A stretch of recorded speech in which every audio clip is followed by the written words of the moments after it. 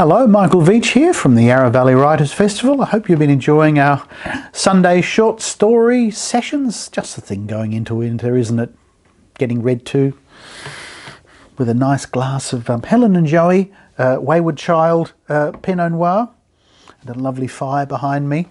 Some of you may have seen our Yarra Valley Writers Festival Sunday session the other week, Getting On, hosted by the Griffith Review, based around the Griffith Review's edition 68, entitled Getting On, all sorts of reflections by various writers on the ageing process. We thought over the next couple of weeks we'd give you one or two stories from that volume.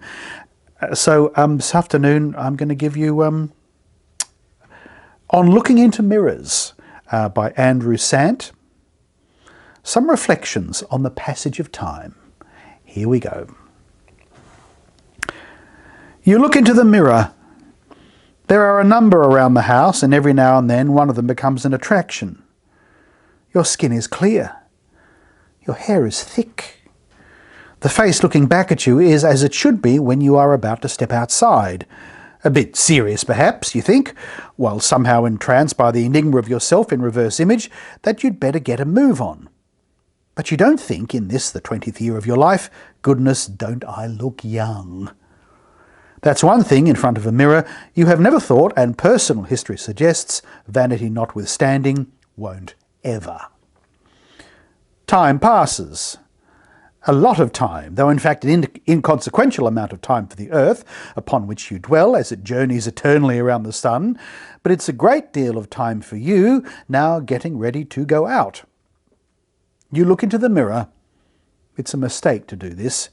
There are several mirrors in the house, several too many, a couple more than there are members of the household. Your skin is wrinkled. Your hair has thinned. This has happened without due consultation with the enigmatic person who stares back at you. It is an outrage. You look like one of those marginal people it was not within your comprehension ever to be. A grandparent. So why don't you feel like one? This development seems to have been rather sudden. Each time you are surprised to find yourself in the unkind mirror, you most certainly do think accurately, in this the 60-something year of your life, goodness, don't I look old? That's one thing you ruthlessly admit you will continue to do. I employ the generic you incautiously. I have not methodically gathered evidence for the foregoing universal state of affairs.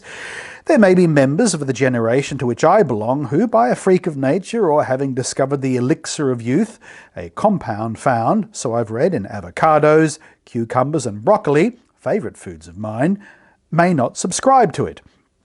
They may live in fine houses free of mirrors. But I have yet to meet in any country such a person. A remarkably prescient 20-something-year-old might glimpse the situation.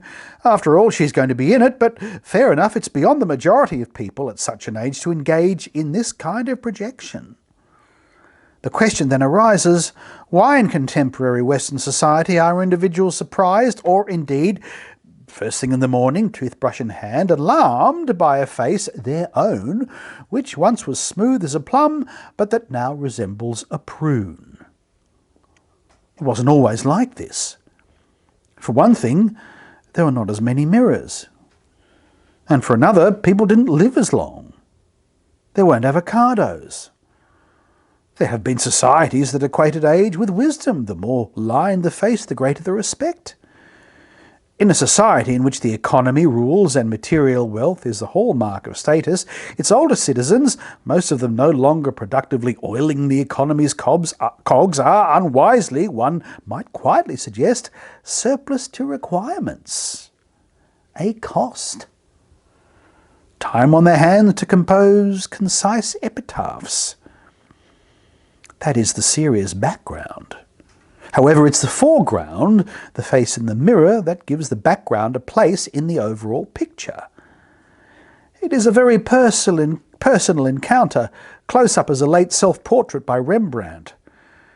The face in the mirror, not perhaps as remarkably lined as we know from photographs, as that of the late W.H. Auden, young Whiston having been etched out completely, but lined to a notable degree nevertheless, is the face of someone, typical sooner or later, of all those who don't cheat by having a surgical procedure, who is yet, if ever, to get used to achieving a significant age.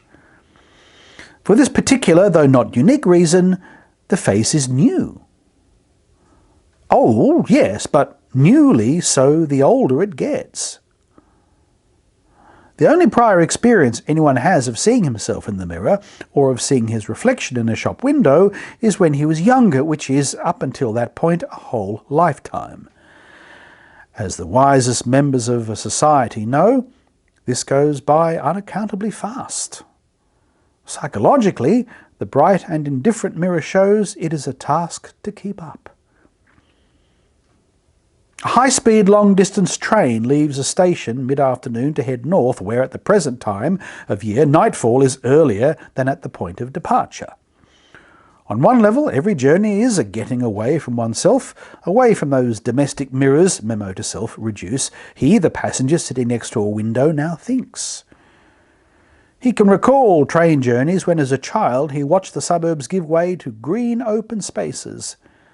These journeys still refresh him. The train gathers speed.